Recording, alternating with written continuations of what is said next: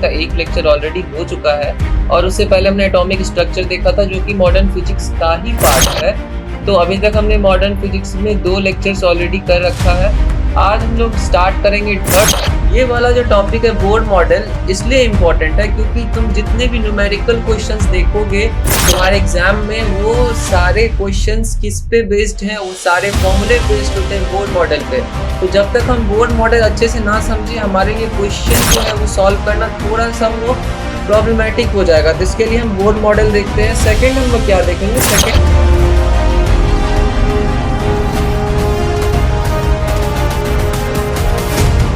Hello students, so welcome back to what is to cab. So I hope तुम लोग अच्छे से पढ़ाई कर रहे होगे एंड सक्षम सीरीज को बहुत ही अच्छे से फॉलो कर रहे होगे। सो अभी तक हम लोगों ने सक्षम सीरीज में important chapters 4 important chapters cover कर लिए हैं अब तक, जो कि तुम्हारा क्लियर होना चाहिए इस पॉइंट पे। और अभी आज हम लोग जो मॉडर्न फिजिक्स स्टार्ट करा था हमने, दैट इज हमारा मॉडर्न फिजिक्स का एक लेक्चर ऑलरेडी हो चुका है और उससे पहले हमने एटॉमिक स्ट्रक्चर देखा था जो कि मॉडर्न फिजिक्स का ही पार्ट है। तो अभी तक हमने मॉडर्न फिजिक्स में 2 लेक्चर्स ऑलरेडी कर रखा है। आज हम लोग स्टार्ट करेंगे थर्ड लेक्चर हमारे मॉडर्न फिजिक्स का, जिसमें कि आज हम लोग क्या बात करने वाले हैं सर। तो आज हम लोग बात करेंगे एटम्स के बारे में। एटम का जो बोर्ड मॉडल हमें मिला था बोर्ड मॉडल के बारे में बात करेंगे। उसके बाद हम लोग बात करेंगे कि एटम्स में जो इलेक्ट्रॉन का ट्रांजिशन होता है वो ट्रांजिशन कैसे होता है, उसका क्या एनर्जी डिफरेंस है। एंड उसके आगे जो हमारा एनर्जी डिफरेंस का जो क्वेश्चन आता है, जो कि पीवाईक्यूज का one of the main important part है इस चैप्टर का, हम लोग वो पीवाईक्यूज आज के दिन कवर करने वाले हैं। तो आई होप तुम लोग लास्ट तक बने रहोगे और कंसंट्रेशन के साथ पूरे लेक्चर को देखोगे। सो चलो स्टार्ट करते हैं, ठीक है। स्टार्ट करने से पहले मैं तुम्हें बोलूंगा कि हमारा टेलीग्राम चैनल तुम्हें पता है ऑलरेडी एंड बहुत सारे बच्चे ऑलरेडी ज्वाइन कर चुके हैं हमारे टेलीग्राम चैनल को। तो तुम भी पीछे मत हटो, तुम भी ज्वाइन करो इसे।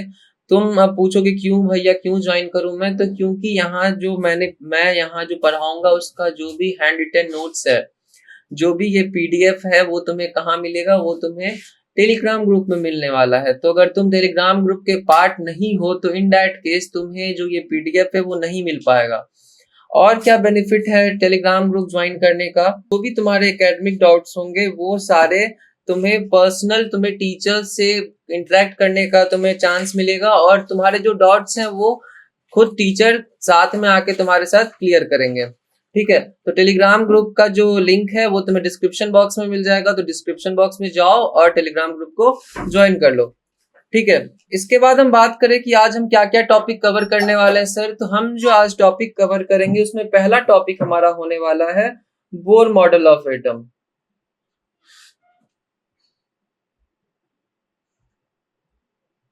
ये वाला जो टॉपिक है बोर्ड मॉडल इसलिए इम्पोर्टेंट है क्योंकि तुम जितने भी न्यूमेरिकल क्वेश्चंस देखोगे तुम्हारे एग्जाम में वो सारे क्वेश्चंस किस पे बेस्ड हैं, वो सारे फॉर्मूले बेस्ड होते हैं बोर्ड मॉडल पे। तो जब तक हम बोर्ड मॉडल अच्छे से ना समझे हमारे लिए क्वेश्चन जो है वो सॉल्व करना थोड़ा सा वो प्रॉब्लमेटिक हो जाएगा। तो इसके लिए हम बोर्ड मॉडल देखते हैं। सेकेंड हम लोग क्या देखेंगे, सेकेंड हम लोग देखेंगे ट्रांजिशन।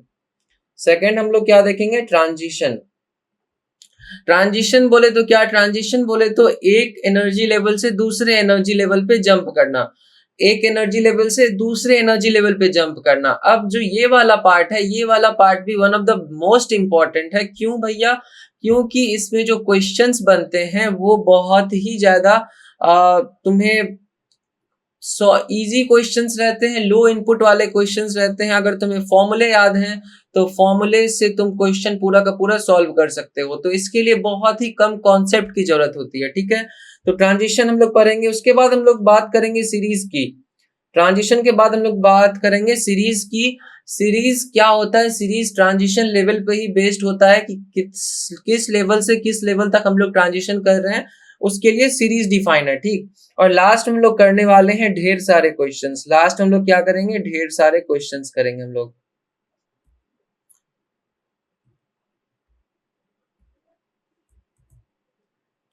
तो आई होप तुम लोग रेडी हो गए लेक्चर स्टार्ट करने के लिए। और लेक्चर स्टार्ट करने से पहले तुम लोग कंसंट्रेशन के साथ बैठ जाओ और ट्राई करो कि वन गो में ही लेक्चर हमारा कंप्लीट हो जाए, ठीक है। तो चलो स्टार्ट करते हैं बोर्ड मॉडल से। तो बोर मॉडल क्या बोल रहा है, the centripetal force required for an encircling electron is provided by the electrostatic attraction between the nucleus and electron. तो देखो, हमने अभी तक सर्कुलर मोशन की बात नहीं करी है, बट इतना तो बेसिक नॉलेज है कि जो सर्कुलर मोशन होता है उसके लिए कौन सा फोर्स इंपॉर्टेंट होता है सर, उसके लिए फोर्स होता है सेंट्रीपिटल फोर्स, हमारा रिस्पॉन्सिबल होता है फॉर सर्कुलर मोशन। ठीक है, तो अकॉर्डिंग टू बोर्ड मॉडल क्या था कि बोर्ड ने कहा था कि जो हमारा न्यूक्लियस है यहाँ पे, इसके चारों ओर क्या घूमती है, इसके चारों ओर घूमती है इलेक्ट्रॉन। ठीक है, अब इलेक्ट्रॉन इसके चारों ओर घूम रही है, तो उन्होंने बोला कि सर्कुलर मोशन करती है। तो अब सर्कुलर मोशन कोई अगर पार्टिकल या बॉडी कर रही है तो उसके लिए क्या रिक्वायरमेंट है सर, उसके लिए रिक्वायरमेंट है उसके लिए रिक्वायरमेंट है सेंट्रीपिटल फोर्स की। ठीक है, तो अब सेंट्रीपिटल फोर्स कहाँ से आएगा, तो जो हमारा इलेक्ट्रॉन का जो मॉडल होता है, जो हमारा एटम का जो मॉडल होता है, उसके अंदर जो इलेक्ट्रॉन हमारा रिवॉल्व करता है, उसके लिए जो सेंट्रीपिटल फोर्स चाहिए वो हमें क्या प्रोवाइड करता है, वो हमें प्रोवाइड करता है इलेक्ट्रोस्टैटिक फोर्स। वो हमें क्या प्रोवाइड करता है, इलेक्ट्रोस्टैटिक फोर्स प्रोवाइड करता है हमें। ठीक है, तो इलेक्ट्रोस्टैटिक फोर्स हम लोग इलेक्ट्रोस्टैटिक में देखेंगे, जिसका की फॉर्मूला होता है k Z e square upon 4 pi E not square. ये हम लोग ई नॉट आर स्क्वायर, ये हम लोग आगे देखेंगे, but at this point of time तुम्हें क्या ध्यान रखना है कि Z E into E 4 pi epsilon naught R square equals M V square by R. Sir ये M V square by R क्या है, M V square by R हमारा सेंट्रीपिटल फोर्स है। क्या है, सेंट्रीपिटल फोर्स है। तो सर हमें ध्यान क्या रखना है, तो देखो, ध्यान रखने के लिए तुम्हें बस इतना पॉइंट ध्यान में रखना है कि जो हमारा इलेक्ट्रोस्टैटिक फोर्स है वो किसके इक्वेट में आएगा, वो इक्वल होगा हमारा सेंट्रीपिटल फोर्स के। अब ये इंपॉर्टेंट क्यों है, अब ये इंपॉर्टेंट इसलिए है क्योंकि जो अगर हमारा कोई फॉर्मूला हम अगर भूल जाते हैं, ठीक है, अगर कोई फॉर्मूला हमसे मिस हो जाए, इन दैट केस अगर हमें लॉजिक पता है, इन दैट केस हमें अगर कॉन्सेप्ट पता है, तो हम अपना कॉन्सेप्ट यूज करके हम फॉर्मूला वहां पे डिराइव कर सकते हैं। तो क्या है formula, electrostatic force equals centripetal force. ठीक है, electrostatic force equals centripetal force, इस चीज को तुम लोग ध्यान में रखोगे। ठीक है, सेकेंड हमारा electrons can revolve only in those orbits in which the angular momentum of the electron about the nucleus is an integral multiple of h by 2 पाई। ठीक है, यहाँ पे h बाई 2 पाई। ठीक है, तो इसमें क्या बोल रहा है कि इलेक्ट्रॉन्स जो अभी मैंने क्या बोला कि न्यूक्लियस होता है हमारा, ठीक, न्यूक्लियस के चारों ओर इलेक्ट्रॉन हमारा रिवॉल्व करती है। तो अब जो इलेक्ट्रॉन जो रिवॉल्व करती है वो उसी ऑर्बिट में करती है। देखो, जैसे कि हम पढ़ते हैं कि अर्थ का अपना एक ऑर्बिट है, मार्स का अपना एक ऑर्बिट है जिसके चारों ओर वो घूमती है, मून का अपना ऑर्बिट है। तो ऑर्बिट क्या होता है, ऑर्बिट उस पाथ को बोलते हैं जिस पाथ से हमारा सर्कुलर मोशन हो रहा है। तो जो इलेक्ट्रॉन उसी ऑर्बिट में रहेगी जिसका की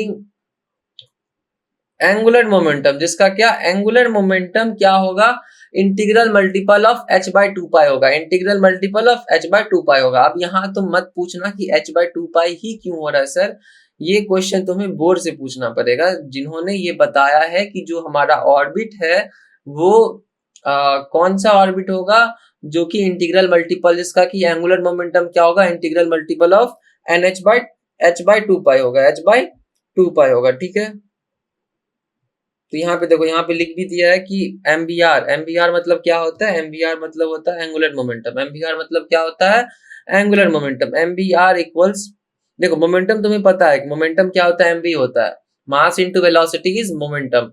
but when we will talk about angular momentum, उसमें हम लोग क्या यूज करते हैं, एम ओमेगा यूज करते हैं, एम ओमेगा यूज करते हैं, और ओमेगा का वैल्यू होता है वी आर, जो कि हम लोग आगे देखेंगे। तो तुम बस इतना ध्यान में रखो कि एंगुलर मोमेंटम इक्वल्स टू क्या होगा, n H by 2 pi, n H by 2 pi होगा। और एन क्या होगा, एन होगा हमारा नंबर ऑफ ऑर्बिट, एन क्या होगा, नंबर ऑफ ऑर्बिट।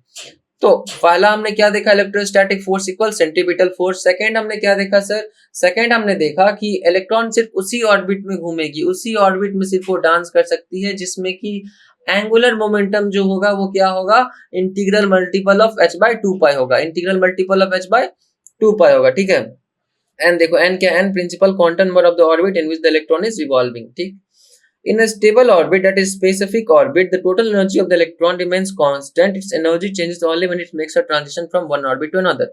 तो देखो, इसका कहने का सिंपल सा मतलब ये है कि जो ऑर्बिट जैसे कि ये ऑर्बिट है, इस ऑर्बिट में जब तक इलेक्ट्रॉन घूमेगी, जब तक हमारी इलेक्ट्रॉन इस ऑर्बिट में घूमेगी, उसके पास एक कांस्टेंट एनर्जी होगा, उसके पास क्या होगा, एक कांस्टेंट एनर्जी से वो घूमेगी। ये नहीं कि इस पॉइंट पे कुछ और एनर्जी है, इस पॉइंट पे कुछ और एनर्जी है और इस पॉइंट पे कुछ और एनर्जी है। जब वो एक पाथ को फॉलो करेगी तो एक पाथ को ही फॉलो करेगी और उसमें जो उसका पूरे जर्नी में जो उसका एनर्जी होगा, that energy will be constant, that energy will be constant. ठीक है, इस चीज को हम लोग ध्यान में रखेंगे। ठीक है, ध्यान में रख लोगे। मैं लिख ही दूं इसमें। पहला जो हमारा था दैट इज था इलेक्ट्रोस्टैटिक फोर्स इक्वल्स टू क्या है हमारे सेंट्रीपिटल फोर्स के।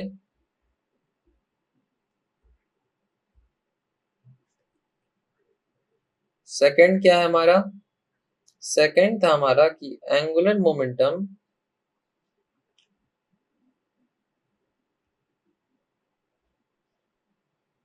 जो हमारा होता है वो integral multiple of h by two pi होता है। Integral multiple of h by two pi होता है, जहां की n क्या होता है, n होता है प्रिंसिपल क्वांटम नंबर। ये तुम्हें केमिस्ट्री का जब एटॉमिक स्ट्रक्चर कवर कराया जाएगा उस केस में तुम्हें n का मतलब पता चलेगा, l का मतलब पता चलेगा, m का मतलब पता चलेगा। बट अभी अगर हमें फोकस करना है तो हम n का क्या बोलेंगे, n का बोलेंगे हम डायरेक्टली नंबर ऑफ ऑर्बिट बोल सकते हैं। क्या बोलेंगे, नंबर ऑफ ऑर्बिट बोल देंगे। ठीक है, इसके बाद बात हम लोग आगे की करें तो हमारे पास सेम फॉर्मूला गिवन है, इट इज के Z E equals electrostatic force equals हमारा क्या है सेंटीमीटर फोर्स के M V R equals N H by two pi, अभी हमने देखा। अब देखो, जो हमारा फर्स्ट जो इक्वेशन था उस इक्वेशन का यूज करके हमने क्या डिराइव करा, उस इक्वेशन का यूज करके हमने डिराइव करा कि रेडियस क्या होगा किसी भी एटम का।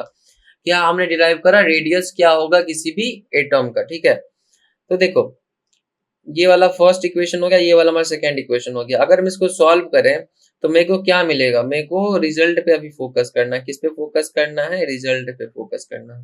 तो देखो r इक्वल्स टू क्या होगा, r इक्वल्स टू होगा हमारे 0.529 n square upon a upon z। r equals to क्या आ गया हमारे 0.529 n square a upon z. अब यहाँ तुम पूछोगे सर आर तुम्हारा रेडियस हो गया, एन क्या हुआ सर, एन तो हमारा हो गया प्रिंसिपल क्वांटम नंबर जो कि हमने पीछे ही देखा।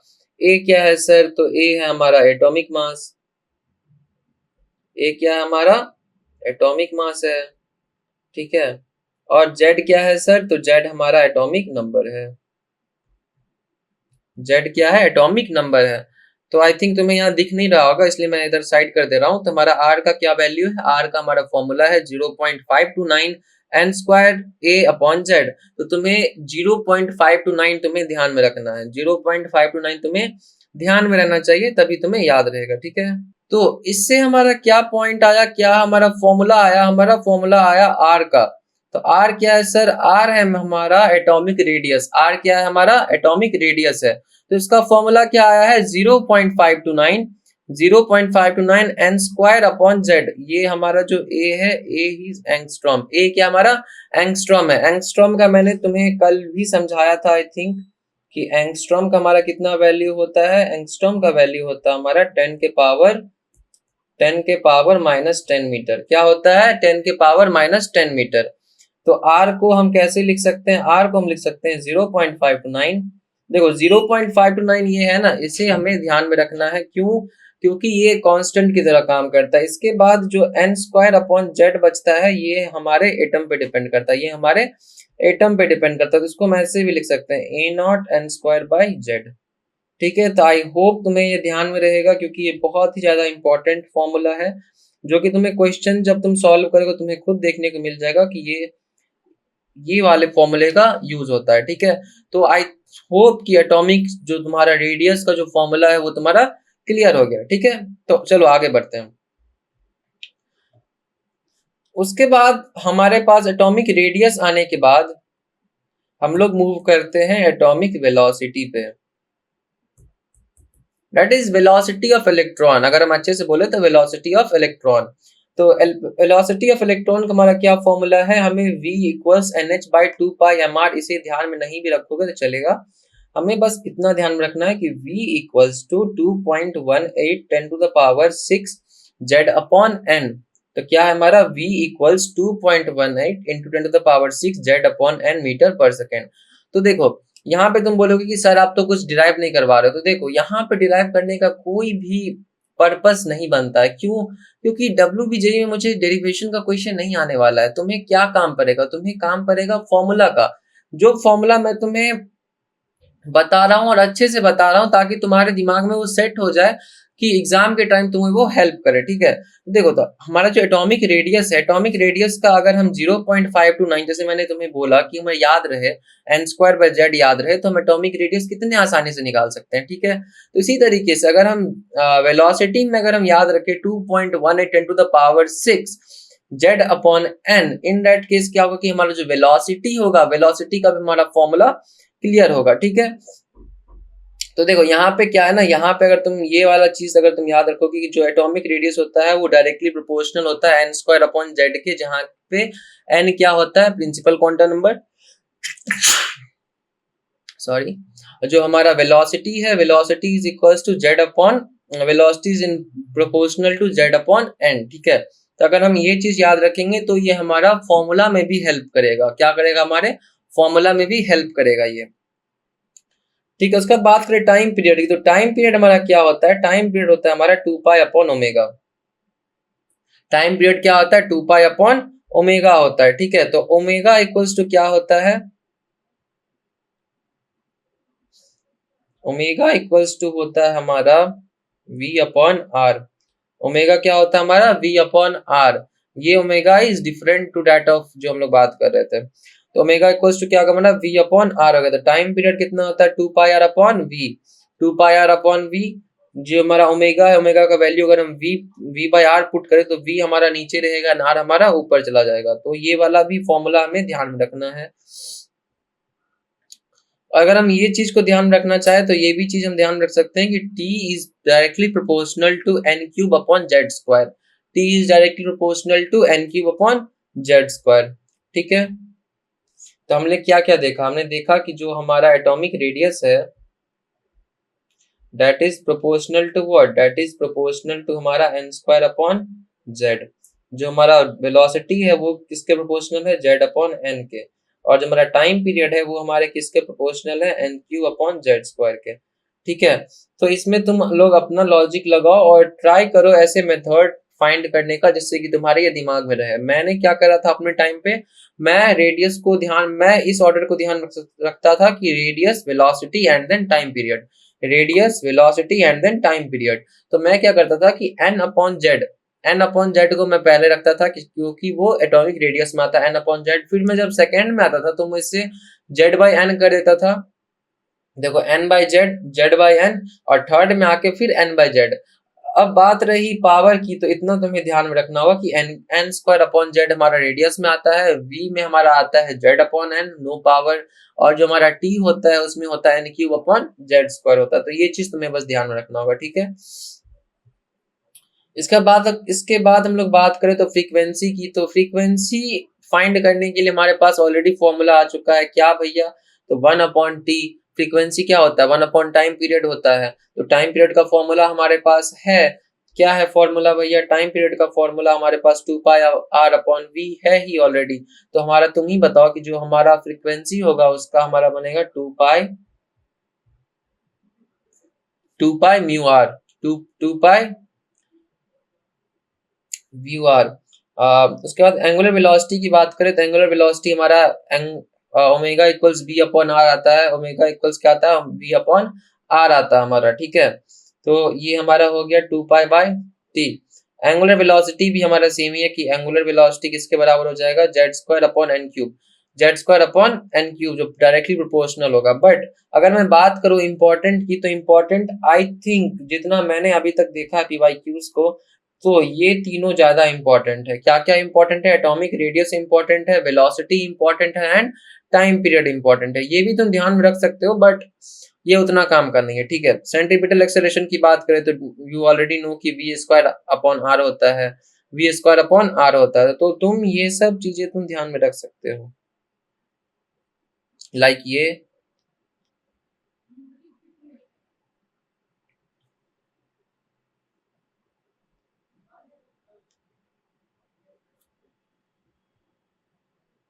ठीक है। इसका बाद मोमेंटम की बात करें तो मोमेंटम हमारा mv होता है, ठीक है। Kinetic energy is important, that is 1/2 into mass into velocity का हमारा स्क्वायर होता है, ठीक है। तो काइनेटिक एनर्जी को अगर हम लोग फाइंड करें तो 1/2 m, ये तो कांस्टेंट है क्योंकि किसी भी इलेक्ट्रॉन का ये पार्ट कांस्टेंट होता है, मास कांस्टेंट होता है। बात करें वेलोसिटी की, तो वेलोसिटी कैसे, हमारा वेलोसिटी है z अपॉन n के, वेलोसिटी है z अपॉन n के प्रोपोर्शनल, तो लेकिन यहाँ पे वेलोसिटी का स्क्वायर है हमारा, तो z square upon n square हो जाएगा, z square upon n square हो जाएगा। तो हमारा जो काइनेटिक एनर्जी है वो किसके प्रोपोर्शनल आ गई, वो हमारे आ गई z square upon n square के प्रोपोर्शनल, ठीक है। इसके बाद बात करें पोटेंशियल एनर्जी, तो पोटेंशियल एनर्जी जो हमारा होता है वो हो जाता है k Z e square upon r, तो पोटेंशियल एनर्जी जो हमारा प्रोपोर्शनल होगा वो भी होगा z square upon n square के, ठीक है। और vital current that is not that important. अब बात करें यहाँ पे मैग्नेटिक फील्ड भी इज नॉट दैट इम्पोर्टेंट, बस तुम इतना ध्यान रखो, ये तुम्हें ऑलरेडी पढ़ाया जाएगा मैग्नेटिज्म में, बट तुम इतना ध्यान रख सकते हो कि जो हमारा जो मैग्नेटिक फील्ड होता है उसका क्या फॉर्मूला था, mu not I upon 2r, जहां पे r होता है गॉसियन सरफेस का रेडियस, ठीक है। नहीं, r जो होता है हमारा, r जो होता है हमारा जो रेडियस, जो कि हम शेप हम लोग लेते हैं, उसका रेडियस क्या होता है हमारा, r होता है, distance from the centre. Magnetic moment is important, magnetic moment क्या है, I into A, that is current into area, तो इस चीज को तुम लोग ध्यान में रखो। m is directly proportional to n upon z, ये हमारे हाइड्रोजन एटम के लिए, हाइड्रोजन एटम के लिए z इक्वल्स टू 1 होता है, इसलिए m is directly proportional to n। Angular momentum L equals mvr, L equals mvr होता है, और mvr equals nh by 2 pi, तुम लोग ऑलरेडी पढ़ चुके हो। फर्स्ट पार्ट में हमने देखा था कि जो हमारा एंगुलर मोमेंटम होता है किसी भी ऑर्बिटल का, किसी भी ऑर्बिट का, वो क्या होता है, integral multiple of h by 2 pi होता है, ठीक है। अब हम लोग बात करें graph between Ln versus Ln for a H atom, ठीक है, that is area versus principal quantum, ठीक है। अगर हम लोग इसका ग्राफ देखें तो Ln जो हमारा प्रिंसिपल क्वांटम नंबर है वो हमारे x एक्सिस में है, एंड जो हमारा एरिया है वो हमारा y एक्सिस में है। तो जब हम इसका ग्राफ प्लॉट करेंगे तो हमें एक स्ट्रेट लाइन ग्राफ देखने को मिलेगा, हमें क्या मिलेगा कि स्ट्रेट लाइन ग्राफ मिलेगा। तो इसका मतलब क्या होता है, इसका मतलब होता है कि जैसे जैसे हम लोग आगे बढ़ेंगे ऑर्बिट में, तो उसका जो एरिया है वो एरिया बढ़ते जाएगा, ठीक है। ये उतना इंपॉर्टेंट ग्राफ नहीं है, बट हम लोग ध्यान में रखेंगे इसको, ठीक है। आगे हम लोग देखें तो एनर्जी की बात होती है, तो देखो अभी तक हमने क्या देखा, एक बार रिकैप ले लेते हैं, ठीक।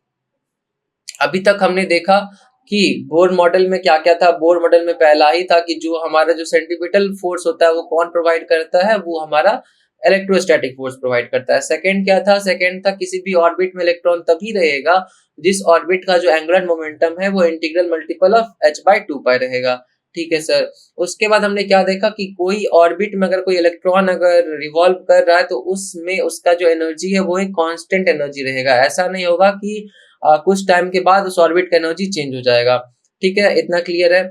उसके बाद हम लोग फॉर्मूला की तरफ देखे कि फर्स्ट रूल के अकॉर्डिंग जो हमारा इलेक्ट्रोस्टैटिक फोर्स था इक्वल्स टू हमारा सेंट्रीपिटल फोर्स था, तो उसको हम लोग यूज करें, एंड सेकेंड यूज करें mvr इक्वल्स nh बाई 2 पाई, जो कि हमारा एंगुलर जो मोमेंटम होता है उसका फॉर्मूला होता है mvr, उसका यूज करके हमने रेडियस फाइंड करा।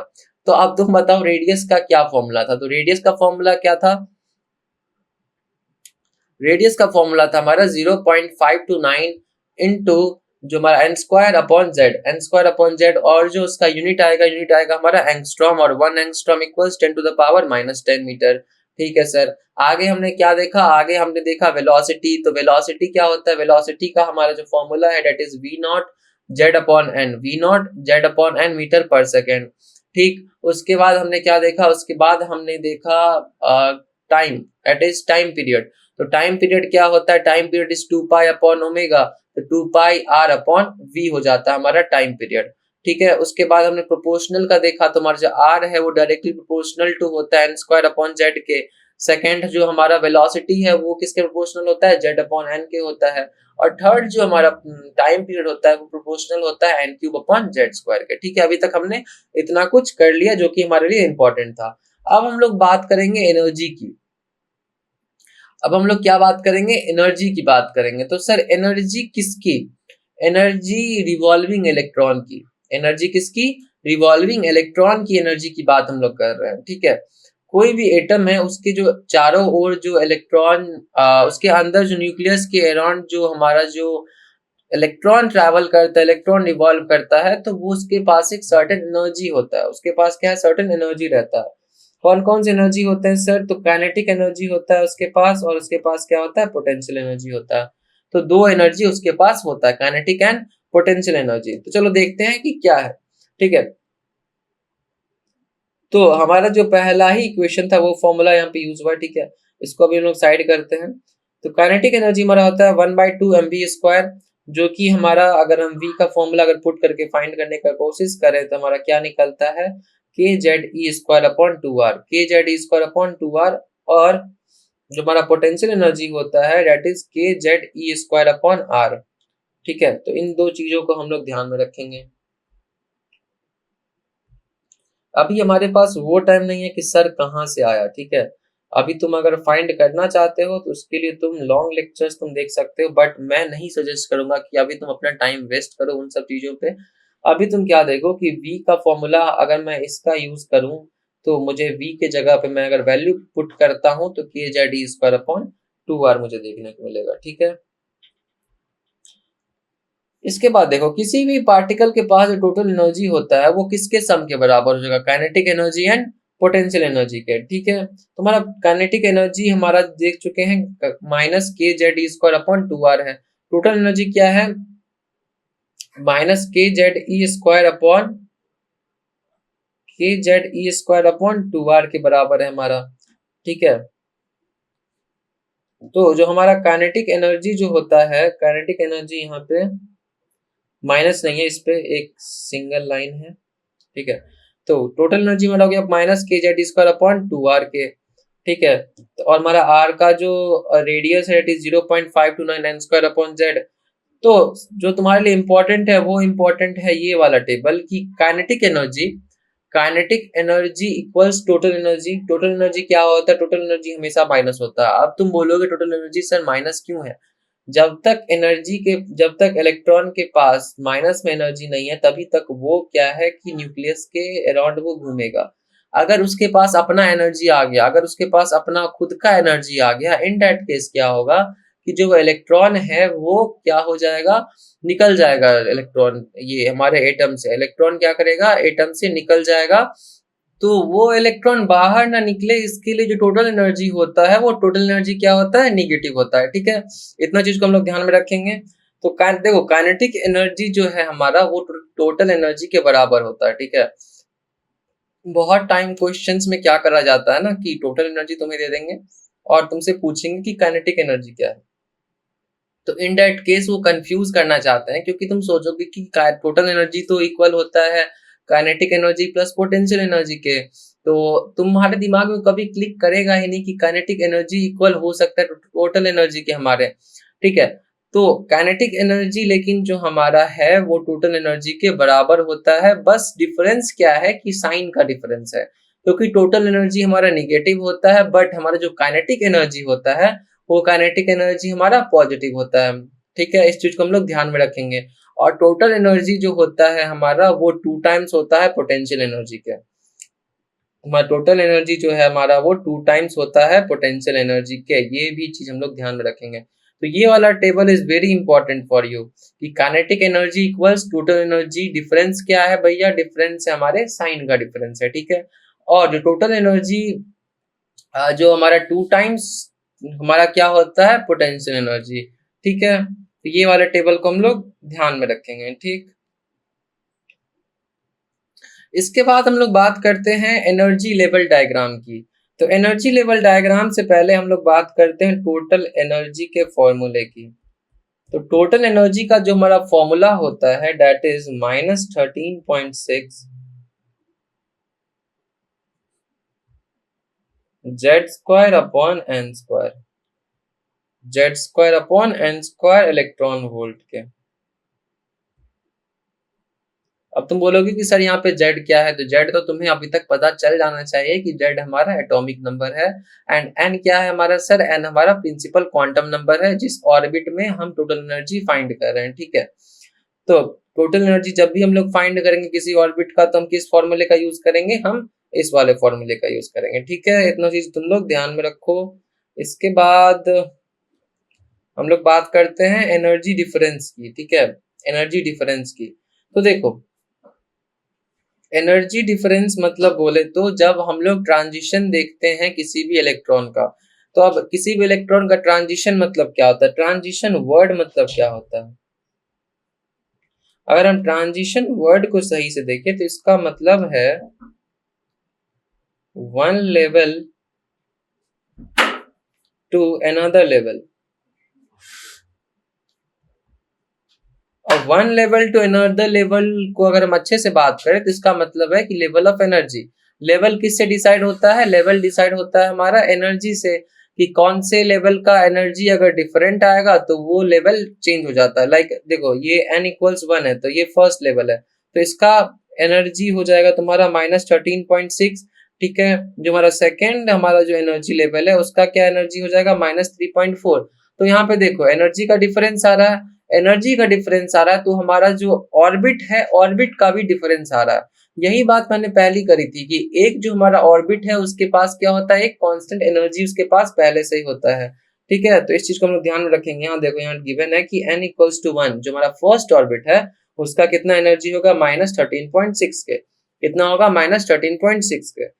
n=2 है उसका कितना होगा, -3.4।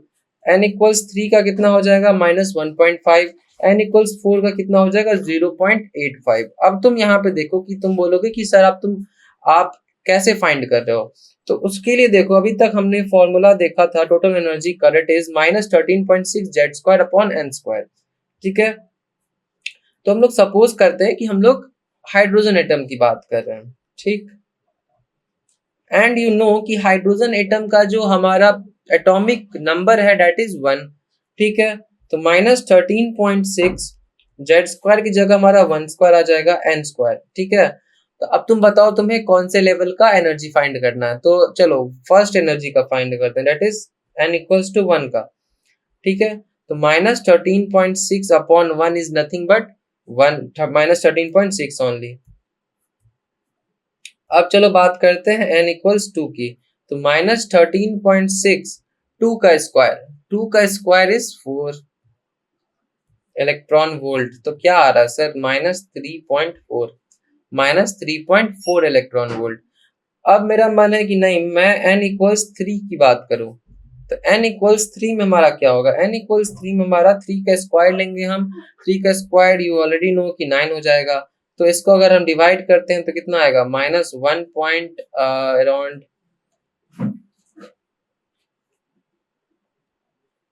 1.5 इलेक्ट्रॉन वोल्ट, 1.51 इलेक्ट्रॉन वोल्ट हमारा n=3 पे आ जाएगा। तो तुम देख रहे हो कि अगर हम लोग एनर्जी आगे बढ़ रहे हैं, अगर हम लोग ऑर्बिट चेंज कर रहे हैं, तो जो हमारा टोटल एनर्जी है वो भी चेंज हो रहा है। हमारा टोटल एनर्जी क्या हो रहा है, चेंज हो रहा है हमारा। ऐसे देखो फर्स्ट में 13.6, सेकंड में 3.4, थर्ड में 1.5, फोर्थ में हमारा 0.85 इलेक्ट्रॉन वोल्ट, ठीक है। तो इस चीज को हम लोग ध्यान में रखेंगे। कितना सर हमें ध्यान में रखना, हमें बस इतना n=4 में ध्यान रखना है, ठीक है। अगर हम लोग को इतना अगर क्लियर रहेगा तो तुम्हारे लिए ही बेनिफिट है, क्योंकि अगर क्वेश्चन आएगा तो तुम्हें बहुत कम टाइम लगेगा सॉल्व करने में, ठीक है। तो इस चीज को तुम लोग ध्यान में रखोगे, ठीक।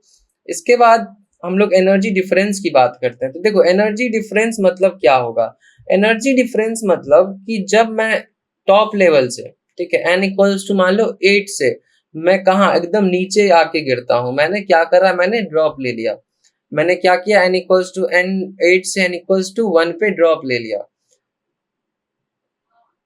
तुम लोगों में से बहुत कोई होंगे जिन्होंने ड्रॉप लिया है, तो ये वो वाला ड्रॉप नहीं है, ये है n इक्वल्स 8 एनर्जी लेवल से n इक्वल्स 1 एनर्जी लेवल पे जब हम लोग ट्रांजिशन करते हैं, जब हमारा इलेक्ट्रॉन ट्रांजिशन करता है, ठीक है। तो अब देखो n इक्वल्स 8 जो हमारा ऑर्बिट है, इसका एक अपना एनर्जी है, दैट इज -0.21 इलेक्ट्रॉन वोल्ट। अब मैं कहाँ आ गया, n इक्वल्स टू 1 लेवल पे आ गया, जिसका की अपना एनर्जी है, दैट इज -13.6। तो यहाँ पे तुम देखो एनर्जी का डिफरेंस आ रहा है ना, यहाँ पे एनर्जी का डिफरेंस ही साफ साफ क्लियर है कि -0.21 और कहाँ -13.6 इलेक्ट्रॉन वोल्ट है। तो एनर्जी का डिफरेंस है, तो एनर्जी डिफरेंस की जब हम लोग बात करते हैं तो इसका मतलब यही होता है कि जब हम लोग एक लेवल से दूसरे लेवल पे जब ट्रांजिशन होता है इलेक्ट्रॉन का, इन दैट केस जो डिफरेंट एनर्जी होता है दोनों का, उन एनर्जी का जो डिफरेंस होगा वो हमारा energy difference of that electron हो जाता है, energy difference of that electron हो जाता है। मतलब अगर उस इलेक्ट्रॉन को यहाँ से यहाँ आना है तो उसको इतना एनर्जी उसको एमिट करना पड़ेगा। बात को समझो, यहाँ पे बात समझने वाली है कि अगर हम लोग को ऊपर से नीचे ही आना है, इन दैट केस जो एनर्जी डिफरेंस आएगा, जिस ऑर्बिट से हम लोग को जिस ऑर्बिट में आना है उसका जो एनर्जी डिफरेंस आएगा, उतने ही डिफरेंस का एनर्जी हम लोग को क्या करना है, इलेक्ट्रॉन को एमिट करना है। क्या करना है, इलेक्ट्रॉन को एमिट करना है, ठीक है। तो देखो energy difference for n equals to 2, हमारा जो टोटल एनर्जी है दैट इज -3.4, और n इक्वल्स टू 3 पे मैंने तुम्हें कैलकुलेट करके बताया था कि -1.51 इलेक्ट्रॉन वोल्ट, ठीक है। तो देखो n इक्वल्स 3 पे ये है, n इक्वल्स 2 पे टोटल एनर्जी ये है। अब यहाँ पे क्या है कि अगर मैं 2 से 1 पे गया, कहाँ गया मैं, 2 से 1 पे गया मैं, इन दैट केस क्या होगा, जो एनर्जी डिफरेंस है दैट इज 10.2 है। n equals 1 -13.6, n equals to 2 3.4। अब देखो, अब तुम खुद कैलकुलेट करके देखो, फिर मुझे बताओ कि सर आप सही बता रहे हो कि नहीं बता रहे हो, क्योंकि जो इसका जो एनर्जी डिफरेंस आएगा, एनर्जी डिफरेंस कितना आएगा, energy difference will be 10.2 electron volt. अब यहीं अगर मैं n इक्वल्स 3 ड्रॉ करूं, जिसका की वैल्यू होगा -1.5 electron volt, in that case क्या होगा, 3:1 पे अगर हम लोग आते हैं तो हमारा एनर्जी डिफरेंस हमको देखने को मिल जाएगा 12.09 इलेक्ट्रॉन वोल्ट, 12.09 इलेक्ट्रॉन वोल्ट। अब तुम बोलोगे कि इसका मतलब क्या है, इसका मतलब है कि जो इलेक्ट्रॉन यहाँ पे रहेगा, उसको अगर यहाँ पे आना है, उसको अगर यहाँ पे आना है तो इसके लिए उसको कितना एनर्जी एमिट करना होगा सर, उसके लिए उसको एनर्जी एमिट करना पड़ेगा 12.09 इलेक्ट्रॉन वोल्ट। कितना एमिट करना पड़ेगा, 12.09 इलेक्ट्रॉन वोल्ट उसे एमिट करना पड़ेगा, ठीक है। अब बात करें एब्जॉर्प्शन एमिशन। एब्जॉर्प्शन देखो, एब्जॉर्प्शन कब होगा सर, एब्जॉर्प्शन तब होगा जब हमें लोअर एनर्जी लेवल से हायर एनर्जी लेवल पे जाना है। कहाँ जाना है हमें, लोअर एनर्जी लेवल से हायर एनर्जी लेवल, ठीक है। तो लोअर एनर्जी लेवल मतलब क्या होगा, जिसका की एनर्जी कम है। अब तुम ये बताओ, -13.6 बड़ा है या फिर -2 बड़ा है, -13.6 या फिर -2। तो इतना तुम्हें पता होगा कि माइनस जब हमारा मैग्नीट्यूड होता है तो जो लोअर क्वांटिटी होता है वो बड़ा होता है, इसका मतलब -2 हमारा बड़ा है। तो -2 जिस लेवल का एनर्जी होगा वो तो हमारा हायर एनर्जी लेवल होगा, दैट इज n इक्वल्स 1 से अपर में होगा वो, ठीक है। तो जब हम लोग n इक्वल्स 1 से अपर एनर्जी में जाना चाहेंगे, that is higher energy level में जाना चाहेंगे, इन दैट केस मुझे एनर्जी चाहिए होगा। अगर मैं फर्स्ट फ्लोर से मैं चाहता हूं कि मैं 13th फ्लोर पे चलूं, तो उसके लिए मुझे क्या है, उसके लिए मुझे एनर्जी की रिक्वायरमेंट है, उसके लिए मुझे एनर्जी की रिक्वायरमेंट है, उसके लिए मुझे रेडबुल लगेगा कि मैं फर्स्ट फ्लोर से कहाँ जाऊं, 13th फ्लोर तक जाऊं। तो उसके लिए मैंने क्या कंज्यूम किया, रेडबुल कंज्यूम करा, ठीक है। तो रेडबुल से क्या मिला मुझे, नॉट विंग्स, मुझे मिला एनर्जी। क्या मिला मुझे, एनर्जी मिला मुझे रेडबुल से। तो उस एनर्जी का यूज करके मैं फर्स्ट फ्लोर से मैं कहा गया, 13th फ्लोर पे गया। सिमिलरली इलेक्ट्रॉन के केस में क्या होता है कि n इक्वल्स टू 1 जो हमारा एनर्जी लेवल होता है, उससे अगर मुझे हायर एनर्जी लेवल पे जाना है तो मैं एनर्जी को एब्जॉर्ब करूंगा। ठीक है, क्लियर है? क्या करूंगा, एनर्जी को एब्जॉर्ब करूंगा। आई होप कि ये पॉइंट तुम्हारा क्लियर है, क्योंकि ये इंपॉर्टेंट है। एब्जॉर्ब कहाँ होगा, एमिट कहाँ होगा, ये तुम्हें ध्यान में रहना चाहिए। एब्जॉर्ब तब होगा जब मुझे फर्स्ट फ्लोर से 13th फ्लोर जाना है, ठीक है। और एमिट कब होगा, मतलब एनर्जी हम लूज कब करेंगे, एनर्जी एमिट कब करेंगे, जब हम 13th फ्लोर से फर्स्ट फ्लोर आएंगे, ठीक है। तुम खुद ही सोचो ना कि जब तुम्हें फर्स्ट फ्लोर से 13th फ्लोर जाना होता है तो माइंड खुद में एक हेक्टिक सा टास्क बना देता है कि नहीं, थोड़ा सा हेक्टिक टास्क है, क्योंकि इसमें एनर्जी की रिक्वायरमेंट है। तो उस केस में हम लोग एनर्जी को एब्जॉर्ब करेंगे।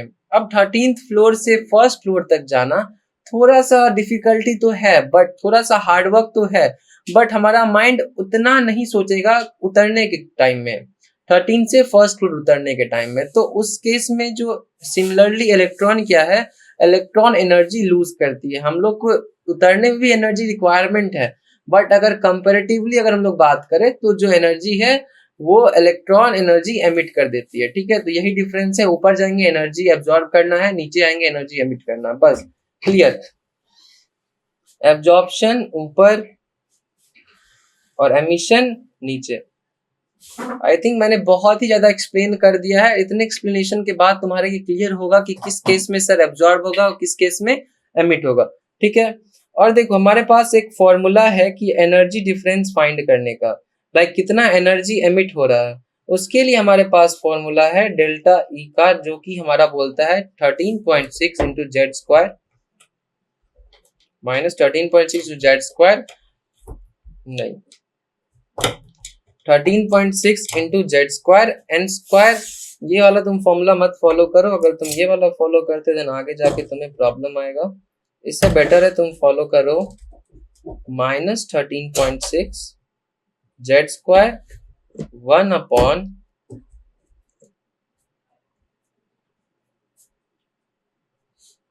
N final square upon 1 upon n initial का स्क्वायर, ठीक है। तो हम लोग ये वाला फॉर्मूला हम लोग फॉलो करेंगे, हम लोग ये वाले फॉर्मूले को नहीं फॉलो करेंगे।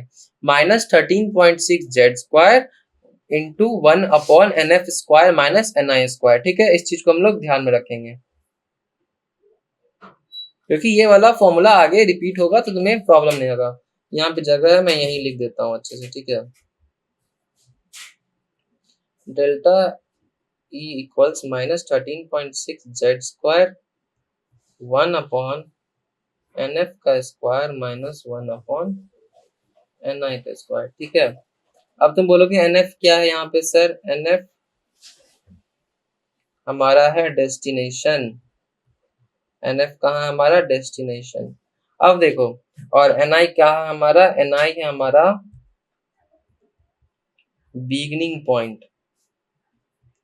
एन आई क्या है हमारा बिगनिंग पॉइंट है। अब देखो मैं जब फर्स्ट फ्लोर से 13th फ्लोर चल रहा था, इन दैट केस जो हमारा डेस्टिनेशन है, हमारा डेस्टिनेशन क्या है, हमारा डेस्टिनेशन है 13, डेस्टिनेशन है 13। तो यहाँ पे क्या आएगा सर, यहाँ पे 13 आएगा, यहाँ पे क्या आएगा 13 आएगा। थोड़ा तुम्हें ये सुनने में थोड़ा सा अटपटा लग रहा होगा, मुझे भी लगा था कि जो फाइनल जो हमारा एनर्जी लेवल है उसे हम पहले लिखते हैं, बट नहीं, हमें ये चीज अच्छे से ध्यान में रखना है कि जो हमारा फाइनल एनर्जी लेवल होगा वो हम पहले ही लिखेंगे, ठीक है। तो हमारा डेस्टिनेशन को हम पहले लिखेंगे, डेट इज माई डेस्टिनेशन है 13th फ्लोर। और हमने स्टार्ट कहाँ से करा था, हमने बिगिन कहाँ से करा था, हमने फर्स्ट से स्टार्ट करा था। तो यहाँ पे क्या आएगा हमारा फर्स्ट आएगा, that is n i equals to first और एन एफ इक्वल्स टू 13, ठीक है। इस चीज को हम लोग ध्यान में रखेंगे, ये बहुत ज्यादा इंपॉर्टेंट है, ठीक। इसके बाद देखो हमारे पास कुछ इंपॉर्टेंट पॉइंट्स हैं कि in ground state an electron can absorb only those photons which have energy equal to difference in energy of the stable energy level with the ground state. तो देखो इसका मतलब इतना ही है कि जब हम लोग ग्राउंड लेवल पे रहेंगे, ग्राउंड लेवल बोले तो जहां एनर्जी सबसे लोएस्ट है, जहां एनर्जी क्या है सबसे लोएस्ट है, और उस एनर्जी लेवल पे जो हमारा इलेक्ट्रॉन है वो सबसे ज्यादा स्टेबल होता है। ग्राउंड लेवल पे जो हमारा इलेक्ट्रॉन है वो सबसे ज्यादा स्टेबल होता है, ठीक है। अब उस स्टेबल लेवल से हम लोग को अगर ऊपर जाना है, अगर मुझे एक लेवल भी ऊपर जाना है तो मुझे कैसे फोटोन की रिक्वायरमेंट होगी, मुझे ऐसे फोटोन की रिक्वायरमेंट होगी जिसका की एनर्जी एग्जैक्टली वर्ड सुनो तुम, एग्जैक्टली अगर मुझे 10.2 इलेक्ट्रॉन वोल्ट का एनर्जी चाहिए 1 से 2 पे जाने पे, तो मेरे को 10.2 इलेक्ट्रॉन वोल्ट एनर्जी का ही फोटोन चाहिए होगा। अगर मुझे 10.3 का मिल रहा है तो मैं ट्रांजिशन नहीं कर पाऊंगा, तो इसके लिए क्या रिक्वायरमेंट है, उसके लिए बस इतना रिक्वायरमेंट है कि जिस फोटोन से हम लोग एनर्जी लेंगे उस फोटोन का एनर्जी एग्जैक्टली सेम होना चाहिए। तुम वर्ड पे ध्यान दो, एग्जैक्टली, ये नहीं कि थोड़ा सा तो 19-20 कर सकते हैं सर, नहीं, बिल्कुल नहीं। 10.2 मतलब 10.2, ठीक है। उसके बाद देखो ionization energy, the energy required to ionize an atom is called the ionization energy of an atom for that particular energy level. तो देखो आयोनाइजेशन एनर्जी की बात करें तो इसका मतलब है कि तुम आजाद होने के लिए जो तुम्हें एनर्जी चाहिए, किसके लिए चाहिए एनर्जी, फ्रीडम के लिए। अब किसी भी इलेक्ट्रॉन को फ्रीडम कैसे मिलेगी, तुम खुद सोचो। किसी भी इलेक्ट्रॉन को फ्रीडम तब मिलेगी जब वो एटम से बाहर भाग जाएगा, तो एटम से बाहर कैसे भागेगा सर? एटम से बाहर भागने के लिए मैंने फोटोइलेक्ट्रिक इफेक्ट में बताया था कि बाइंडिंग एनर्जी होती है। क्या होती है? बाइंडिंग एनर्जी होती है। तो अगर मैं एक ऐसा एनर्जी उसे प्रोवाइड करूं जो कि बाइंडिंग एनर्जी से ज्यादा है, इन दैट केस हमारा जो इलेक्ट्रॉन है वो बाहर भाग जा रहा था। तो सिमिलरली इस केस में क्या है कि n=1 जो हमारा ग्राउंड लेवल है उस पर कितना एनर्जी है, -13.6 है, ठीक है, -13.6 है। तो अगर हम चाहे कि मुझे इलेक्ट्रॉन को फ्री कर देना है, तो मैं उसे कितना एनर्जी प्रोवाइड करूंगा? मैं उसे एनर्जी प्रोवाइड करूंगा 13.6 से ज्यादा। 13.6 से ज्यादा जब मैं उसे एनर्जी प्रोवाइड करूंगा तो वो आजाद हो जाएगा। क्या हो जाएगा? वो आजाद हो जाएगा, फ्रीडम मिल जाएगा उसे, ठीक है। तो आयोनाइजेशन एनर्जी को हम लोग फ्रीडम से याद रखेंगे। अगर हमें n=1 पे अगर हमसे पूछ रहा है कि क्या होगा आयोनाइजेशन एनर्जी, तो 13.6 होगा, पॉजिटिव 13.6। अगर हमसे पूछेगा n=2 पे क्या हमारा आयोनाइजेशन एनर्जी होगा, तो उस केस में क्या होगा, +3.4 इलेक्ट्रॉन वोल्ट, तो हम लोग इसको बोल सकते हैं ionization energy equals to energy of orbit, ठीक है। बस हमें इतना ध्यान में रखना है कि ये हम मॉड लेंगे, क्योंकि अगर हमारा एनर्जी नेगेटिव है तो टोटल एनर्जी हमें कैसा चाहिए, पॉजिटिव चाहिए। अब देखो थर्ड पॉइंट का, energy of photon required to excite electron from n=1 to nf=n2। ये देखो ये एक एग्जांपल है हमारे पास, ठीक है। ये हम लोग खुद से करके देखते हैं कि हमने क्या बोला है कि nf कितना है, हमारा डेस्टिनेशन कहाँ है सर, हमारा डेस्टिनेशन है n2 सेकेंड, और ni कहाँ है सर मेरा, इनिशियल मैंने कहाँ से शुरू करा था, बिगिनिंग कहाँ था सर मेरा, बिगिनिंग था तुम्हारा n=1 पे, ठीक है। इसका मतलब तुम 1 से कहाँ गए, 2 पे गए। अब तुमसे क्या पूछ रहा है, तुमसे पूछ रहा है एनर्जी ऑफ फोटोन, तो डेल्टा ई हम लोग फाइंड करेंगे, और मैंने तुम्हें फॉर्मूला बताया था कि -13.6 Z² 1/Ni या फिर NF। यहाँ बताओ Ni या NF, तो यहाँ पे क्या आएगा, NF आएगा, एग्जैक्टली। आई होप तुम लोग सही आंसर करे होगे, ठीक है। और यहाँ पे Ni², तो -13.6 जो हमारा एटम है हमारा, लेट सपोज कि हम एटम की बात कर रहे हैं हाइड्रोजन की, ठीक है। 1 NF हमारा 2 का स्क्वायर -1/1 का स्क्वायर, तो ये हमारा क्या बन जाएगा, -13.6 into 4 1 -4, that will be equals to -13.6 into -3.4। तो ये हमारा एक पॉजिटिव क्वांटिटी बन जाएगा, ठीक है। इसको तुम लोग आगे सॉल्व कर लोगे एंड इसका आंसर निकालोगे, ठीक है। इसके बाद हम लोग आगे मूव करते हैं। तो हमारा फर्स्ट ही क्वेश्चन है कि find the energy of a photon required to excite an electron of Z=1, that is hydrogen atom. तो हमारा Z कितना है, Z है हमारा 1 फ्रॉम n=1 टू n=5। ये तुम्हें पढ़ना आना चाहिए कि n=1 to n=5, like first floor to 13th floor. तो डेस्टिनेशन यहाँ पे क्या है, डेस्टिनेशन इट इज NF है हमारा 5 और N इनिशियल कहाँ से हम लोग स्टार्ट कर रहे हैं, तो 1 से 13, तो 1, ठीक है। तो अब हमसे पूछ रहा है energy of photon, energy of photon हम लोगों ने पढ़ा था कितना रिक्वायर्ड होगा, जितना एनर्जी डिफरेंस होगा, तो एनर्जी डिफरेंस हम लोग फाइंड करेंगे तो हम लोग एनर्जी ऑफ फोटोन मिल जाएगा, ठीक है। इसका फॉर्मूला है -13.6 into z square 1 upon NF square, NF square is 5 का square minus 1 upon NI square is 1 upon 1 का स्क्वायर, तो हमारा आंसर आएगा -13.6 इंटू जेड स्क्वायर इज 1, ये हमारा 5 आ जाएगा, 1 minus 5 that will be equals to -13.6 into -4/5, ठीक है। यहाँ तक मैं कैलकुलेशन कर देता हूँ, इसके बाद तुम लोग खुद से आंसर फाइंड कर सकते हो, ठीक है। ये बहुत इसके बाद बहुत ही इजी है, माइनस माइनस इधर कट हो जाएगा, 5 से लोग डिवाइड करेंगे 13.6 और फिर मल्टीप्लाई करके हमारा जो आंसर आएगा किस में आएगा, ईवी में आएगा, किस में आएगा, इलेक्ट्रॉन वोल्ट में हमारा आएगा, ठीक है। इसके बाद हमारा सेकंड क्वेश्चन है कि find the energy for photon required to excite an electron of Z equals to 1 from the first excited state to the third excited state, ठीक है। अब यहाँ पे बहुत ही प्यारा सा कॉन्सेप्ट है, देखो एक्साइटेड स्टेट का कॉन्सेप्ट। इसके लिए हम लोग मूव करते हैं पीछे, इसके लिए मूव करते हैं पीछे और आते हैं यहाँ पे। यहाँ देखो, यहाँ पे क्या है कि यहाँ पे देखो हमारा जो फर्स्ट लेवल है, first level n equals to 1, इसको क्या बोलते हैं, इसको बोलते हैं हम लोग ग्राउंड, इसको हम लोग बोलते हैं ग्राउंड स्टेट,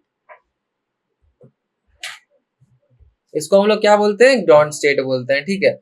अब देखो ध्यान से सुनना कि अब ये इलेक्ट्रॉन जो ग्राउंड स्टेट में था ये मूव करना चाह रहा है, ठीक है। और ये मूव करके कहाँ पहुंचा, ये मूव करके पहुंचा अपने नेक्स्ट एनर्जी लेवल पे, कहाँ पहुंचा, नेक्स्ट एनर्जी लेवल पे पहुंचा, नेक्स्ट एनर्जी लेवल पे पहुंचा। तो इस प्रोसेस को क्या बोलेंगे हम लोग, इस प्रोसेस को हम लोग बोलेंगे एक्साइटेशन, इस प्रोसेस को क्या बोलेंगे हम लोग, एक्साइटेशन।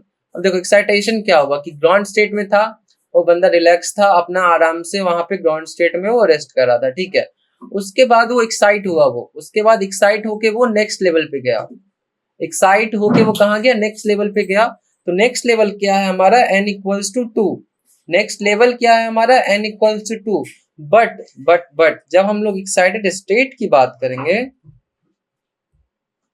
जब हम लोग एक्साइटेड स्टेट की बात करेंगे तो हमारा एक्साइटेड स्टेट 1 होगा, एक्साइटेड स्टेट कितना होगा, 1 होगा। यहाँ बहुत ही समझने वाली बात, इसको बहुत अच्छे से समझो कि हमारा ग्राउंड स्टेट में इलेक्ट्रॉन बहुत ही आराम से है, लाइक एकदम चिल होके वो पड़ा हुआ है, बट उसके बाद वो मूव करता है n इक्वल्स टू 2 पे, ठीक है, n equals to second level पे। सेकेंड लेवल पे मूव करने के लिए उसका एक्साइटेशन होता है, दैट इज 1 से 2 पे गया वो। तो हमारा लेवल तो है वो n equals to 2, but excited state की बात करें तो एक्साइटेड स्टेट हमारा कितना हो जाएगा, वो n equals to 1, excited state कितना हो जाएगा, 1। तो इसका मतलब हम लोग क्या समझे, इसका मतलब हम लोग बोल सकते हैं कि excited state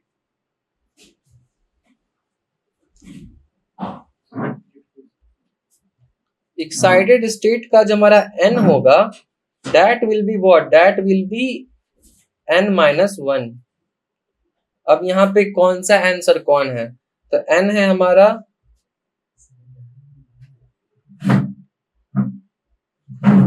excited state, n क्या है हमारा ऑर्बिट, ठीक है, और 1 तो यू ऑलरेडी नो। तो देखो अगर हमें एक्साइटेड स्टेट दिया हुआ है तो उससे हमें n निकालना है, क्या निकालना है, एनर्जी लेवल निकालना है, ठीक है। अब देखो यहाँ पे क्या गिवन है, यहाँ पे गिवन है first excited state,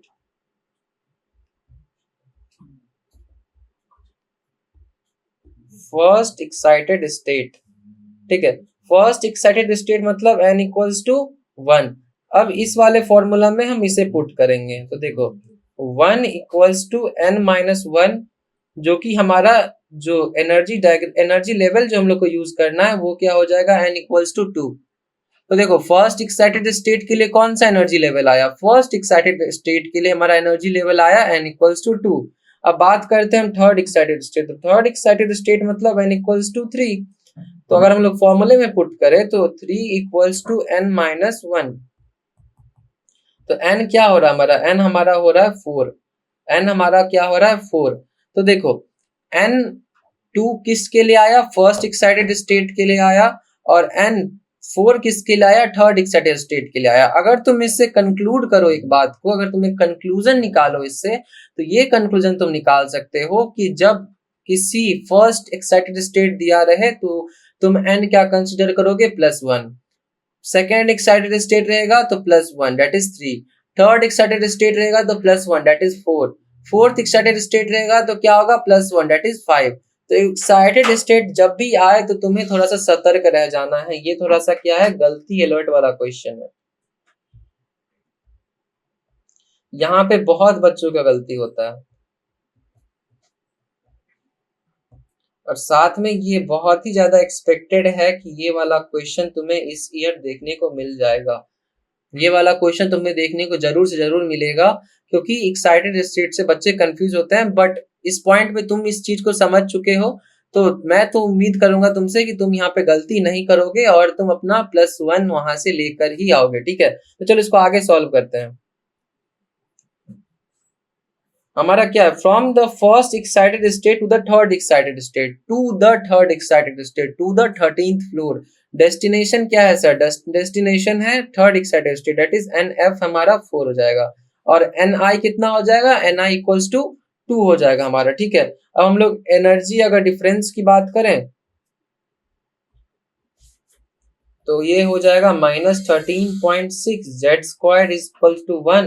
= 1/NF²। NF है मेरा कितना, NF है मेरा 4, तो 4 का स्क्वायर कितना हो जाएगा, 4 का स्क्वायर हो जाएगा 16। 1 माइनस, और मेरा इनिशियल कितना था, 2 था मेरा, तो 2 का स्क्वायर इज 4। तो ये मेरा कितना आ जाएगा, -13.6 16 1 - 4। अगर इसको हम लोग सॉल्व करें तो -13.6 - 3/16, इसको सॉल्व करके तुम लोग आंसर फाइंड कर सकते हो। ठीक है, यहाँ तक तुम लोग का क्लियर होगा। यहाँ हमने इस क्वेश्चन में क्या सीखा, हमने एक्साइटेड स्टेट का कॉन्सेप्ट सीखा, जो कि बहुत ही इंपॉर्टेंट है फॉर एक्सपेक्ट। इसके बाद हम लोग आगे मूव करें तो हमारा है एक्साइटेड स्टेट्स एंड रेडिएशन। तो देखो इसमें क्या है, इसमें हमारा जो रेडिएशन होता है फ्रॉम व्हाट, फ्रॉम इलेक्ट्रॉन का ट्रांजिशन से। इलेक्ट्रॉन जब हमारा ट्रांजिट करता है from one level to another, in that case radiation produce होता है। When external radiation is given to a hydrogen atom, the electron in the ground state jumps to a higher energy state. The atom is then called an excited state electron. ठीक है, any excited state is unstable and most likely the lifetime of an excited state is of the order of 10⁻⁻8 second. तो देखो अभी मैंने बताया था कि ground level जो है हमारा, दैट इज ग्राउंड स्टेट जो है हमारा, वो सबसे ज्यादा स्टेबल होता है। वो सबसे ज्यादा स्टेबल होता है क्योंकि उसका जो एनर्जी है वो एनर्जी सबसे लोएस्ट एनर्जी होता है, इसलिए वो हाईएस्ट स्टेबल हो गया, हमारा ग्राउंड स्टेट हो गया। ठीक है, जब हम लोग ग्राउंड स्टेट से अपर मूव करते हैं तो हम एक्साइटेड स्टेट में जाते हैं, और एक्साइटेड स्टेट हमारा comparatively lower energy higher energy का होता है, बट लो स्टेबिलिटी होता है उसका। स्टेबिलिटी क्या हो जाता है उसका, लो हो जाता है। स्टेबिलिटी कितना हो गया हमारा, लो हो जाता है। ठीक है, तो वही बोल रहा है कि एक्साइटेड स्टेट से जब हमारा जो ग्राउंड स्टेट से इलेक्ट्रॉन एक्साइटेड स्टेट में जाता है तो ज्यादा टाइम तक वो एक्साइटेड स्टेट में रह नहीं पाता है। कितने टाइम तक के लिए मैक्सिमम रह पाता है वो, 10⁻⁻8 सेकेंड्स तक। ठीक है, उसका तुम लोग आगे देखें, after the life time of an excited state the electron jumps back to the ground state either directly or indirectly by emitting one or more electromagnetic radiations. तो देखो जब हमारा एक्साइटेड स्टेट से इलेक्ट्रॉन जब वापस कहाँ आता है, ग्राउंड स्टेट में आता है, तो वो रेडिएशन एमिट करता है। The electron jumps back to the ground state either directly or indirectly by emitting one or more electromagnetic radiation. तो जब हमारा इलेक्ट्रॉन हायर स्टेट से एक्साइटेड स्टेट से कहाँ आ रहा है, ग्राउंड स्टेट में आ रहा है, इन दैट केस क्या होता है कि जो हमारा इलेक्ट्रॉन है वो क्या करता है, वो हमारा रेडिएशन एमिट करता है। रेडिएशन एमिट करता है और हम लोग उसी रेडिएशन को पढ़ते हैं, लाइक इंफ्रारेड, बात करें तो एक्स रेज, बात करें तो माइक्रोवेव्स। तो हम रेडिएशन उसी का ऑब्जर्व करते हैं कि कौन सा रेडिएशन, कौन सा इलेक्ट्रोमैग्नेटिक रेडिएशन है वो। आगे देखें तो द इलेक्ट्रॉन में है multiple possible paths to return to the ground state. अब देखो मेरे पास कोई एक ऐसा एनर्जी लेवल है और ग्राउंड स्टेट मेरा ऐसा कुछ है, ठीक है, n इक्वल्स टू 1 और n इक्वल्स टू कोई एक्साइटेड स्टेट, ठीक है। तो मेरा जो यहाँ पे इलेक्ट्रॉन है, वो इलेक्ट्रॉन अगर उसको यहाँ से यहाँ आना है टू द ग्राउंड स्टेट, तो वो ऐसे ऐसे भी आ सकता है, ऐसे ऐसे ऐसे ऐसे। उसके पास बहुत सारे पॉसिबल वेज होते हैं, पॉसिबल पाथ्स होते हैं to return to the ground state, और उसका हम लोग फॉर्मूला आगे देखेंगे, ठीक है।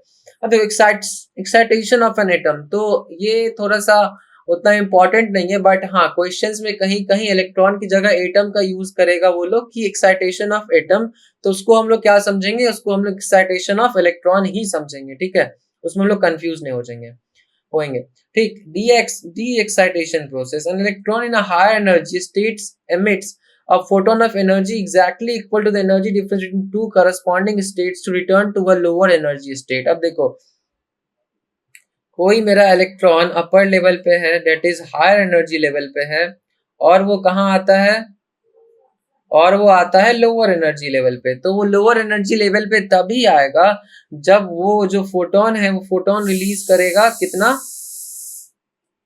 फोटोन रिलीज करेगा, वो एनर्जी डिफरेंस के बराबर। एनर्जी डिफरेंस किसके बराबर, हायर स्टेट और ग्राउंड स्टेट के बीच का जो एनर्जी डिफरेंस होगा उसके बराबर के एनर्जी का फोटोन रिलीज होगा, ठीक है। इतना हम लोग ध्यान में रखेंगे। और ये हमारे पास फॉर्मूला है, ये फॉर्मूला भी सेम ही है, बट यहाँ पे N1 और N2 की जगह हम लोग Ni और Nf का यूज करेंगे, ठीक है। अब देखो electron de excitation to ground state, जैसे कि मैंने बोला कि हायर स्टेट से कोई इलेक्ट्रॉन है वो हमारा वो ग्राउंड स्टेट जा रहा है, ठीक है, ठीक है सर। तो उस ग्राउंड स्टेट जाने के लिए उसके पास मल्टीपल वेज पॉसिबल होती है, जिस पाथ को ट्रैक करके या फॉलो करके वो ग्राउंड स्टेट तक पहुंचेगा, ठीक है। तो उसका हमारे पास एक फॉर्मूला है, total number of ways, and that is 2 to the power n-1, 2 to the power n-1, ये है हमारा फॉर्मूला, ठीक है। 2 to the power n-1, the total number of different wavelengths of photons possible at total number of different n by 2, that is n by 2। यहाँ पे कितना हो गया हमारा n by 2। तो देखो n यहाँ पे क्या है हमारा, n यहाँ पे हमारा डिफरेंस इन एनर्जी लेवल, कितना से कितना में हम लोग जा रहे हैं, लाइक 5 से अगर हम लोग नीचे आ रहे हैं 1 पे, तो n इक्वल्स टू कितना आ जाएगा, 5 आ जाएगा, n इक्वल्स टू कितना आ जाएगा, 5 आ जाएगा। तो टोटल नंबर ऑफ वेज कितना होगा, 2 टू द पावर n-1। और अगर वेवलेंथ की बात करें, डिफरेंट वेवलेंथ की, तो n by 2, that is 5 by 2, 4 by 2, ये हम कर सकते हैं, ठीक है। तो यहाँ पे एग्जांपल है कि पाथवेज ऑफ डी एक्साइटेशन, अगर 4 है तो 4 से वो 3 पे जा सकता है, फिर 3 से 1 पे जा सकता है, ठीक है। एक होता है 4 से 3 गया, 3 से 2 गया, 2 से 1 गया, और लास्ट पॉसिबल है कि 4 से 2 गया, 2 से 1 गया। Total of 4 different possible emitted, मतलब डिफरेंट जो पॉसिबल फोटॉन्स है वो 4 फोटॉन्स एमिट करते हैं, ठीक है। अब यहाँ पे electron transition from n=3 to n=1, तो इसमें भी हम लोग सेम क्या करेंगे, अगर हम लोग को पूछा जा सकता है कि मैक्सिमम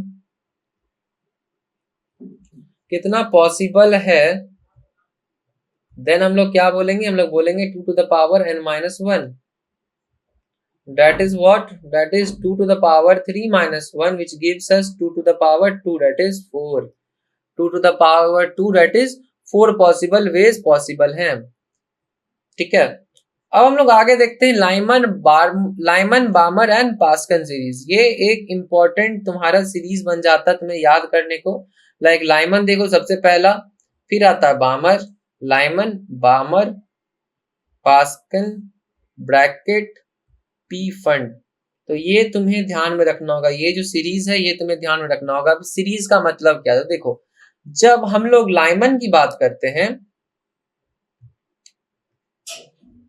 जब हम लोग लाइमन की बात करते हैं तो इनडायरेक्ट केस क्या होता है कि जो हमारा डेस्टिनेशन ऑर्बिट होता है, हमारा क्या होता है, डेस्टिनेशन ऑर्बिट होता है, वो क्या होता है 1, वो क्या होता है 1।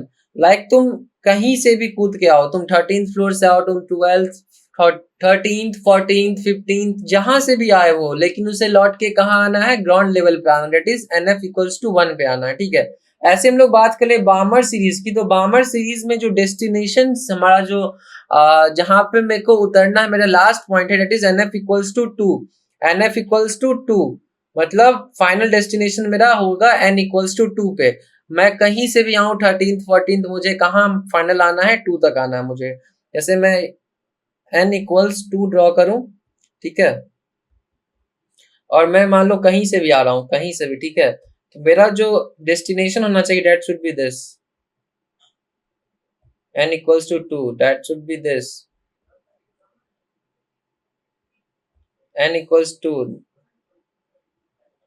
n equals to, n equals to. तो यहाँ पे तुम एक चीज नोटिस करो कि मैं कहीं से भी आऊं, लाइक ये चारों लेवल में से कहीं पे भी अगर मैं आऊं, तो मुझे लौट के कहाँ आना है, NF इक्वल्स टू 2 पे आना है। तो ये हमारा कौन सा सीरीज कहलाएगा, बामर सीरीज कहलाएगा। तो देखो क्वेश्चंस में क्या होता है ना, क्वेश्चंस में तुम्हें सीरीज का नाम देंगे, लाइक लाइमन, बामर, ब्रैकेट, पीफर्ड। तो वहां पे तुम्हें एक बात तुम्हें इसे समझ जाना है कि जो फाइनल डेस्टिनेशन तुम्हारा एनर्जी लेवल होगा वो हमेशा का हमेशा 2 होगा। लाइक कोई भी क्वेश्चन है, अगर उसमें बामर लिखा हुआ था, तो तुम उससे एक चीज समझ सकते हो कि NF इक्वल्स टू 2 होगा। तुम उससे एक चीज डिराइव कर सकते हो कि NF इक्वल्स टू 2 होगा। अब ऐसे पैस्कन की बात करें, पैस्कन सीरीज की, तो NF इक्वल्स टू हमारा 3 हो जाएगा। जो फाइनल हमारा डेस्टिनेशन, हमारा जो ऑर्बिट होगा वो हमारा 3 होगा। ब्रैकेट की बात करें तो हमारा जो फाइनल होगा वो 4 हो जाएगा। और ऐसे ही अगर हम पी फंड की बात करें, तो पी फंड में क्या होगा हमारा कि जो फाइनल डेस्टिनेशन होगा डेट विल बी 5। कहीं से भी घूम के आओ, लौट के बुद्धू घर को आए वाली बात है कि अगर तुम लाइमन में बात करो तो लास्ट तुम्हारा कहाँ लौट के आना है, 1 पे आना है। बामर की बात करो तो लौट के तुम्हें 2 पे आना है। पास्कन की बात करो तो लौट के तुम्हें 3 पे आना है। ब्रैकेट की बात करो तो लौट कर तुम्हें 4 पे आना है। और पी फंड की बात करो तो लौट कर तुम्हें 5 पे आना है, ठीक है। तो इतना बात हम लोग ध्यान में रखेंगे, इतना बात को हम लोग ध्यान में रखेंगे, ठीक है। अब रीजन की बात करें, कौन कौन सा रीजन है, तो देखो लाइमन सीरीज के लिए याद रखेंगे यूवी रे, बामर के लिए विजिबल, पास्कन, ब्रैकेट, टी फंड, इन तीनों के लिए कौन सा रीजन होता है, इन तीनों के लिए इंफ्रारेड रीजन होता है। इन तीनों के लिए कौन सा रीजन होता है, इंफ्रारेड रीजन होता है। तो हम इस चीज को भी ध्यान रखेंगे, लाइक ये वाला जो पूरा का पूरा टेबल है दैट इज वेरी इंपॉर्टेंट, और ये तुम्हें याद होना चाहिए, ठीक है। इससे डायरेक्टली क्वेश्चन तुम्हें देखने को मिल जाएगा, ठीक। अब देखो इसमें क्या है, ये क्वेश्चन बोल रहा हमें find the wavelength of photon emitted in the fourth line of बामर series. Fourth line of बामर series, तो सर फोर्थ लाइन का मतलब क्या होता है। तो देखो जब हम लोग फोर्थ लाइन की बात करते हैं,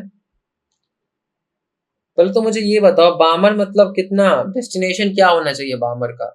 तो बामर का डेस्टिनेशन सर होना चाहिए n इक्वल्स टू 2, ठीक है। अब मैं कहाँ कहाँ से लौट कर आऊंगा, तो मेरा इमीडिएट जो मेरा पड़ोसी है that is n equals to 3 है। उसके बाद मेरा इमीडिएट पड़ोसी n इक्वल्स 4 है। उसके बाद मेरा इमीडिएट पड़ोसी है मेरा n इक्वल्स टू 5, ठीक है। तो मैंने क्या करा, मैं बामर सीरीज फॉलो करके, बामर सीरीज मतलब क्या, किसी भी एनर्जी लेवल से 2 पे आओ। तो पहले मैं n इक्वल्स टू 3 से आया मैं 2 पे, ठीक है। फिर मैं n इक्वल्स 3 से आया मैं 1 पे, ठीक है। सॉरी, n इक्वल्स 4 से आया मैं n इक्वल्स 2 पे। फिर मैं n इक्वल्स 5 से कहाँ आया, n इक्वल्स 2 पे आया। फिर मैं n इक्वल्स 6 से कहाँ आया, n इक्वल्स 2 पे आया। तो समझो, तो जो हमारा फर्स्ट लाइन हो जाता है, फर्स्ट लाइन होता है हमारा इमीडिएट पड़ोसी के लेवल से अपने ग्राउंड लेवल पे, दैट इज इमीडिएट पड़ोसी 2 का कौन है, 3 है। तो 3 से 2 पे आना मेरा फर्स्ट लाइन ऑफ बामर सीरीज हो गया। उसके बाद अगर हम आगे बढ़े 4 से अगर हम 2 पे आएंगे तो वो हमारा सेकेंड लाइन ऑफ बामर सीरीज कहलाएगा। फिर अगर हम 5 से 2 पे आते हैं तो वो हमारा थर्ड लाइन ऑफ बामर सीरीज कहलाएगा। और इसी तरीके से अगर हम 6 से 2 पे आते हैं तो वो हमारा फोर्थ लाइन ऑफ बामर सीरीज कहलाएगा, ठीक है। इतना पॉइंट हम लोग को क्लियर रखना है, ठीक है। तो इससे हमें क्या मिल गया सर, इससे हमें मिल गया कि NF मिल गया हमें, एज वेल एज हमें NI मिल गया। क्या क्या मिल गया, NF मिल गया और NI मिल गया। तो हमसे पूछ क्या रहे हैं सर, हमसे पूछ रहे हैं वेवलेंथ। हमसे क्या पूछ रहे हैं, वेवलेंथ पूछ रहे हैं। तो देखो हम अगर एनर्जी निकालते तो एनर्जी क्या आता हमारा, -13.6 Z square 1 upon NF square -1 upon NI square. ठीक है। बट यही अगर मैं hc बाय लैम्डा करूं इसे -13.6 जेड स्क्वायर, अगर फिर इस hc को मैं अगर यहां लेके आ जाऊं hc जेड स्क्वायर और इसको सेम ही लिखूं, तो ये मेरा एक फॉर्मूला बन जाता है कि 1 by lambda equals R H, जो कि रिडबर्ग्स कांस्टेंट बोलते हैं, into Z square 1 upon N f का square minus 1 upon N i का स्क्वायर। तो ये वाला फॉर्मूला हमारे लिए एक इंपॉर्टेंट फॉर्मूला है जो कि हमें आगे यूज करने को दिखेगा, ठीक है। तो इसको हम लोग ध्यान में रखेंगे। अब देखो इस वाले फॉर्मूले का यूज करके हम लोग फाइंड कर सकते हैं क्या, वेवलेंथ फाइंड कर सकते हैं। चलो फाइंड करते हैं हम लोग वेवलेंथ। जगह हमारे पास इतना ही है, तो यहाँ पे देखो, यहाँ पे हम लोग अगर लैम्डा की बात करें तो हम लोग इसको ऐसे लिख सकते हैं। देखो यहाँ पे हमारा जो आर एच का वैल्यू है, हमारे आर एच का वैल्यू होता है 109677 सेंटीमीटर इनवर्स, और यही 1 अपॉन आर एच का जो हमारा वैल्यू हो जाता है वो हो जाता है 912 एंगस्ट्रॉम। तो आई थिंक 1 अपॉन आर वाला तुम्हारे लिए बहुत ही यूजफुल होगा, क्योंकि उससे क्या होता है, तुम्हारा जो कैलकुलेशन है वो कैलकुलेशन तुम्हारा इजी हो जाता है। तो अगर तुम लैम्डा फाइंड करने की कोशिश करो तो इन दैट केस क्या होगा, जेड जेड तो हमारा ये हो गया, जेड तुम्हारा 1 हो गया, तो जेड से हमको मतलब है ही नहीं। अगर हम इसको देखिए तो इसको हम बोल सकते हैं N F square N I square upon N I square minus N F square, और इनटू में क्या आ जाएगा 1 अपॉन आर एच, ठीक है। 1 अपॉन आर एच, और 1 अपॉन आर एच की वैल्यू वी नो कि 912 एंगस्ट्रॉम है। तो तुम यहां से तुम इसका यूज करके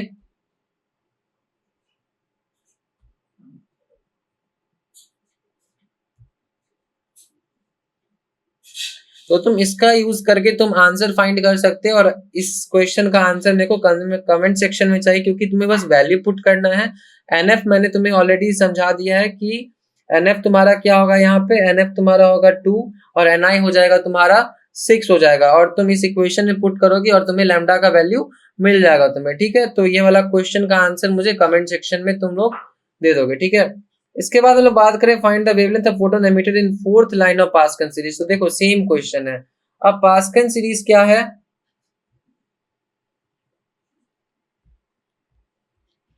पास्कल सीरीज, तो पास्कल सीरीज सर कहाँ आता है, Lyman, Balmer, Balmer and then Paschen आता है सर। तो पास्कन में सर हमने ध्यान दिया था कि एन एफ इक्वल्स टू 3 होता है। पार्टिकल कहीं से भी आए, इलेक्ट्रॉन कहीं से भी आए, उसको 3 पे आना है, ठीक है। तो अब हमसे लाइन कौन सा बोला सर, फोर्थ लाइन हमसे पूछ रहा है कि फोर्थ लाइन कौन सा है। तो चलो हम लोग ड्रॉ करते हैं, ठीक है। ये हमारा हो गया n equals to 3। First line आएगा हमारा इमीडिएट वाले से, सेकेंड लाइन आएगा हमारा उससे के बाद से, थर्ड लाइन आएगा हमारा इस लाइन से, और फोर्थ लाइन आएगा हमारा इस लाइन से। तो यहां तक आते आते, तो इस पॉइंट तक आते आते हमारा n क्या हो गया, 3 4 5 6 7, that is n equals to 7 हो गया हमारा। तो एन आई मुझे मिल गया, एन एफ मुझे मिल गया, ठीक है। आर एच की वैल्यू मैंने तुम्हें पहले ही बता दिया है कि 1 बाई आर एच 912 एंगस्ट्रॉम। तो तुम उसका यूज करके तुम क्या फाइंड कर सकते हो, आंसर। और आंसर फाइंड करके मेरे को कमेंट सेक्शन में तुम लोग बताओ कि क्वेश्चन नंबर 5 का सर मेरा ये आंसर आया। और कोई अगर प्रॉब्लम है तो फिर टेलीग्राम पे मैसेज करो भाई। टेलीग्राम पे मैसेज करोगे तुम्हें इंस्टेंट तुम्हें रिप्लाई मिल जाएगा कि हाँ इसका ये सॉल्यूशन होगा, ठीक है। इसके बाद हम लोग आगे मूव करें तो हमारे पास है ionization energy and excitation energy. Ionization energy and excitation energy, तो मैंने क्या बोला था तुम्हें कि आयोनाइजेशन एनर्जी क्या होता है, जिस लेवल की बात करो तो उसका तुम पॉजिटिव वैल्यू ले लो। लाइक n इक्वल्स टू 1 का एनर्जी कितना होता है, -13.6, तो तुम उसका पॉजिटिव वैल्यू ले लो, दैट इज +13.6। n इक्वल्स 2 की बात करें तो कितना होता है सर, -3.4। तो अगर मैं +3.4 ले लूं, +3.4 इलेक्ट्रॉन वोल्ट ले लूं, इन दैट केस हमारा आयोनाइजेशन एनर्जी क्या हो जाएगा, 3.4 इलेक्ट्रॉन वोल्ट हो जाएगा, ठीक है। तो आयोनाइजेशन एनर्जी हमारा क्लियर है। एक्साइटेशन एनर्जी की बात करें तो वो हम लोग फाइंड कर ही रहे हैं, डेल्टा ई फाइंड करके हम लोग को फोटोन का एनर्जी मिल जाता है, उससे हम लोग बोल देते हैं कि इतने फोटोन की एनर्जी अगर हम डालेंगे तो हम इस लेवल एनर्जी लेवल से हम दूसरे एनर्जी लेवल तक पहुंच पाएंगे। ठीक है, अब बात करें आयोनाइजेशन पोटेंशियल की, तो ये एनर्जी लेवल की बात होती है कि ग्राउंड स्टेट में n इक्वल्स टू 1 पे energy level -13.6 electron volt, n equals 2 पे -3.4, n इक्वल्स 3 पे -1.5, और आयोनाइजेशन एनर्जी क्या हो जाएगा कि 12.09 वोल्ट। यहाँ पे कुछ प्रिंटिंग में एरर है, तो यहाँ पे तुम एनर्जी लेवल पे ध्यान दो, जिस एनर्जी लेवल को मैंने तुम्हें बोला था कि ध्यान में रखना है 1, 2 और 3 का, इट इज -13.6, -3.4 एंड -1.51। ठीक है, इसके बाद हम लोग ये क्वेश्चन बाद में देखते हैं। उसके बाद हम लोग आते हैं क्वेश्चन नंबर 7 पे। ठीक है, अब क्वेश्चन नंबर 7 क्या बोल रहा था, wavelength of the first member of the Balmer series in the hydrogen spectrum is 656.3 nanometre. Wavelength of the first member of the Balmer series, first member मतलब क्या हो गया, फर्स्ट लाइन, फर्स्ट लाइन। ठीक है, find the wavelength of the first member of the Lyman series in the same spectrum. तो देखो हमारे पास lambda given है, कितना है 656.3 नैनोमीटर। ठीक है, ये हमारे पास लेमडा गिवन है। Find the wavelength of the first member of the Lyman series in the same spectrum. ठीक है, लाइमन सीरीज में फर्स्ट लाइन क्या हो जाएगा,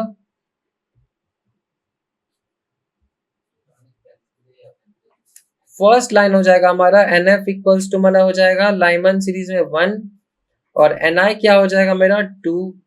इस केस में क्या हो जाएगा, बार्मर सीरीज में NF इक्वल्स टू हमारा हो जाएगा 2 एंड NI इक्वल्स टू कितना हो जाएगा हमारा 3।